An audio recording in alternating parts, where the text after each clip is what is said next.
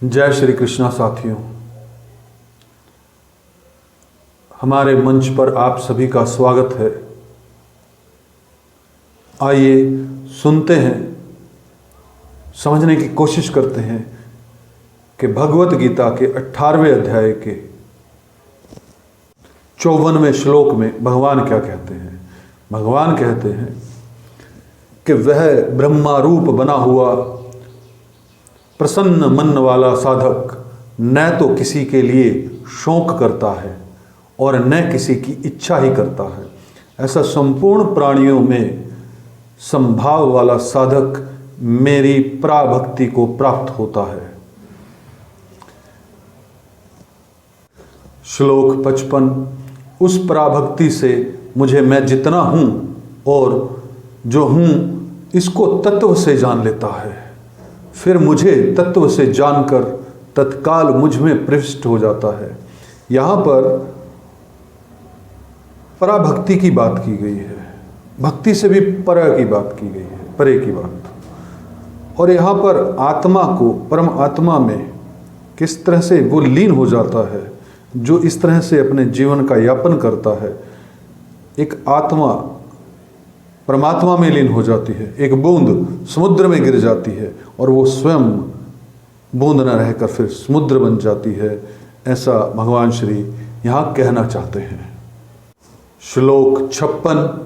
मेरा आश्रय लेने वाला भक्त सदा सब कर्म करता हुआ भी मेरी कृपा से शाश्वत अविनाशी पद को प्राप्त हो जाता है। श्लोक 57।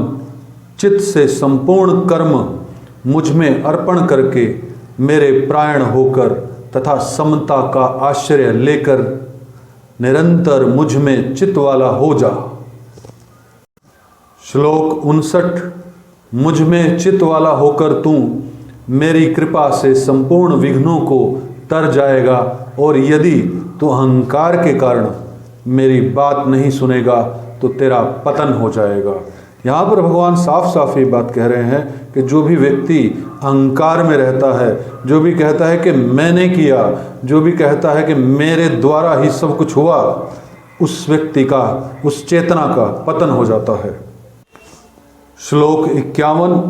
अहंकार का आश्रय लेकर तू जो ऐसा मान रहा है कि मैं युद्ध नहीं करूँगा, तेरा यह निश्चय मिथ्या झूठा है, क्योंकि तेरी शास्त्र प्रकृति तुझे युद्ध में लगा देगी।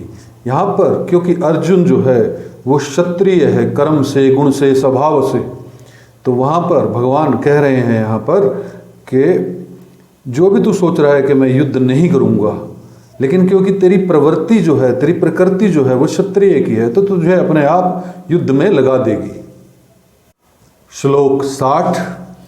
हे कुंती नंदन, अपने स्वभावजन्य कर्म से बंधा हुआ तू मोह के कारण जिस युद्ध को नहीं करना चाहता, उसको भी तू शास्त्र क्षत्रिय प्रकृति के परवश होकर करेगा। श्लोक 61। हे अर्जुन, ईश्वर संपूर्ण प्राणियों के हृदय में रहता है और अपनी माया से शरीर रूपी यंत्र पर आरूढ़ हुए संपूर्ण प्राणियों को उनके स्वभाव के अनुसार भ्रमण कराता रहता है। बहुत इसे दोबारा से रिपीट करते हैं कि हे अर्जुन, ईश्वर संपूर्ण प्राणियों के हृदय में रहता है। यहाँ पर भगवान कहते हैं कि परम पिता परमेश्वर जो है, परमात्मा है, ईश्वर जो है वो प्राणियों के हृदय में वास करता है। अपनी माया से शरीर रूपी यंत्र पर आरूढ़ हुए संपूर्ण प्राणियों को उनके स्वभाव के अनुसार भ्रमण कराता रहता है। माया रूप भी ईश्वर के द्वारा रचा गया और वो उनके स्वभाव के अनुसार प्राणियों को भ्रमण कराता है। श्लोक 62। हे भरतवंशो द्रव अर्जुन, तू सर्वभाव से उस ईश्वर की ही शरण में चला जा।